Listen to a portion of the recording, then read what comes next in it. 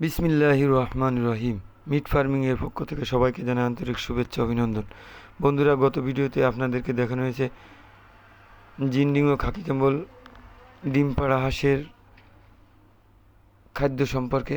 আজকে আপনাদের সামনে তুলে ধরা হলো জিন্ডিং ও খাকি ক্যাম্বলের 1 মাস বয়সী বাচ্চার খাদ্য সম্পর্কে।